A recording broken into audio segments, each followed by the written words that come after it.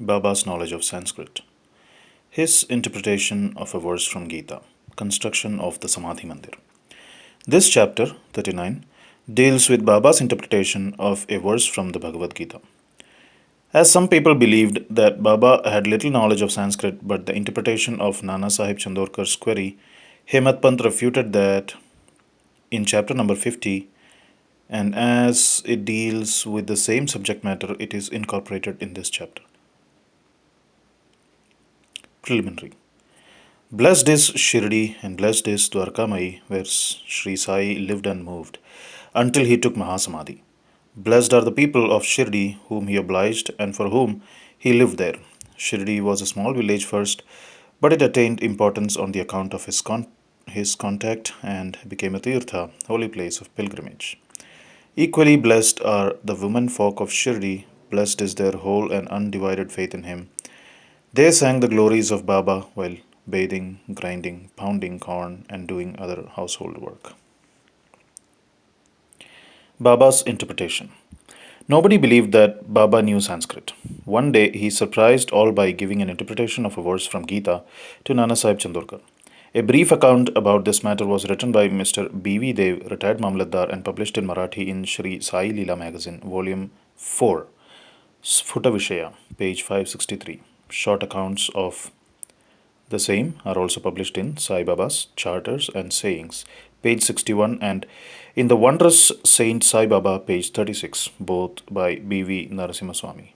Mr. B.V. Dev has also given an English version of this in his statement dated 27/9/1936 and published on page 66 of Devotee's Experience, part 3 by Narasimhaswamy. As Mr. Dev has got first-hand information about this subject from Nana Sahib himself, we give below his version. Nana Sahib Chandorkar was a good student of Vedanta. He had read Gita and with commentaries. He fancied that Baba knew nothing of Sanskrit texts. So Baba one day pricked the bubble.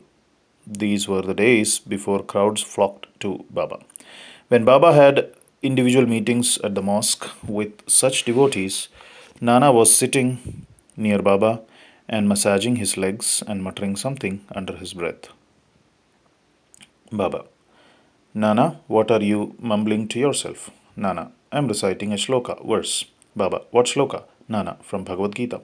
Baba, say it loudly. Nana then recited Bhagavad Gita 4:34, which is as follows. Tadvidhi pranipatena pariprasnena seveya ubadeshyanti te jnanam jnaninastva jnaninastatva darshinaha. Baba, Nana, do you understand it? Nana, yes. Baba, if you do, then tell me its meaning. Nana, it means this. Making Shashtang Namaskar, that is prostration, asking the Guru, serving him, learn what this knowledge is. Then those who have attained the real knowledge of the Sadvastu, Brahma, will give you Upadesha, instruction of knowledge. Baba, Nana, I do not want this sort of collected purport of the whole stanza. Give me each word its grammatical force and meaning. Then Nana explained it word by word. Baba, Nana, is it enough to merely make prostration? Nana, I do not know any other meaning of the word pranipat than making prostration. Baba, what is pariprashna? Nana asking questions. Baba, what does prashna means? Nana, the same, questioning. Baba, if pariprashna means the same as prashna, question, why did Vyasa add the prefix pari? Was Vyasa off his head? Nana, I do not know of any other meaning for the word pariprashna. Baba, seva. What sort of seva is meant? Nana, just what we are doing to you. Baba, is it enough to render such service? Nana, I do not know what more is significant by the word seva.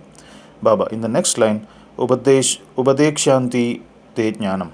Can you read any other word in lieu of jnanam? Nana, yes. Baba, what word? Nana, ajnanam. Baba, take that word instead of jnan. Take that word instead of jnan. Is any meaning made out of the verse? Nana, no. Shankara Bhashya gives no such construction. Baba, never mind if he does not. Is there any objection in using the word ajnan if it gives a better sense? Nana, I do not understand how to construe by placing ajnan in it. Baba, why does Krishna refer Arjun to Tattvadarshis to do his prostration, interrogation, and service? Was not Krishna a Tattvadarshi, in fact, Jnana himself? Nana, yes, he was, but I do not make out why he referred Arjun to Jnanis. Baba, have you not understood this? Nana was humiliated. His pride was knocked down. Then Baba began to explain. It is not enough merely to prostrate before Jnanis. We must make Sarvasva Sharanagati, complete surrender to the Sadguru. Mere questioning is not enough. The question must not be made with any improper motive or attitude, or to trap the Guru and catch mistakes in the answer, or out of idle curiosity. It must be earnest with a view to achieve spiritual progress or liberation. Seva is not rendering service with the feeling that one is free to offer or refuse service. One must feel that he is not the master of the body, that the body is Guru's and exists merely to render service to him. If this is done, the Sadguru will show you what the knowledge referred to in the previous stanza is. Nana did not understand what is meant by saying that a Guru teaches Ajnan. Baba, Baba? How is Jnana Upadesh, that is, imparting of realization, to be effected? Destroying ignorance is Jnana, of verse OV 1396 of Jnaneshwari. Commenting on Gita 1866, removal of ignorance is, O Arjun, if dream and sleep disappear, you are yourself. It is like that. Also, OV 83 on Gita 5:16 says, is there anything different or independent in Jnana besides the destruction of ignorance? Expelling darkness means light. Destroying duality, Dvaita, means non-duality, Advaita. Whenever we speak of destroying Dvaita, we speak of Advaita. Whenever we talk of destroying darkness, we talk of light. If we have to realize the Advaita state, the feeling of Dvaita in ourselves has to be removed. That is the realization of the Advaita state. Who can speak of Advaita while remaining in Dvaita state? Unless one gets into the state of non-duality, how can one now know it and realize it? Again, the Shishya, disciple, like Sadguru, is the embodiment of Jnana. The difference between the two lies in the attitude, high realization of Sadguru and his marvelous superhuman sattva, beingness, and unrivaled capacity and Aishwarya Yoga, divine powers. The Sadguru is Nirgun, Satchit Anand. He has indeed taken human form to elevate mankind and raise the world, but his real Nirgun nature is not destroyed thereby even a bit. His existence or reality, divine power and wisdom remain undiminished. The disciple also is in fact of the same Swarupa, but it is overlaid by the effect of the sanskars of innumerable births in the shape of ignorance, which wields his view that he is Shuddha Chaitanya. See Bhagavad Gita, chapter 5:15. As stated therein, he gets the impressions. I am Jiva, a creature, meek and poor. The Guru has to root out these offshoots of ignorance and has to give upadesh or instruction to the disciple, held spellbound for endless generations by the ideas of his being a Jiva. The Guru imparts the teaching, you are God. You are mighty and opulent. Then he realizes that he is God really. The perpetual delusion under which the disciple is laboring, that he is the body, that he is a creature, Jiva or ego, that God, Paramatma, and the world are different from him, is an ignorance inherited from the innumerable past births. From actions based on it, he has delivered his joy, sorrows, and mixtures of both. To remove this delusion, this error, this root ignorance, he must start the inquiry. How did the ignorance arise? Where is it? And to show him, this is called the Guru's Upadesh. The following are the instances of Ajnan. 1. I am a Jiva, creature. 2. Body is a soul. I am the body. 3. God, world, and Jiva are different. 4. I am not God. 5. Not knowing that body is not the soul. 6. Not knowing that world and Jiva are one. Unless these errors are exposed to his view, the disciples cannot learn what is God, Jiva, world, body, how they are interrelated, and whether they are different from each other, or are one and the same. To teach him these and destroy his ignorance is this instruction in Jnana or Ajnan. Jnana or Ajnan. Why should Jnana be imparted to the Jiva, who is a Jnana Murti? Upadesh is merely to show him his error and destroy his ignorance. Baba added, Pranipata implies complete surrender. Surrender must be of body, mind, and wealth. Why should Krishna refer to other jnanis? Sadbhakta takes everything to be Vasudev. Bhagavad Gita 7:19. That is, any guru would be Krishna to the devotee, and the guru takes disciple to be Vasudeva. Bhagavad Gita 7:18.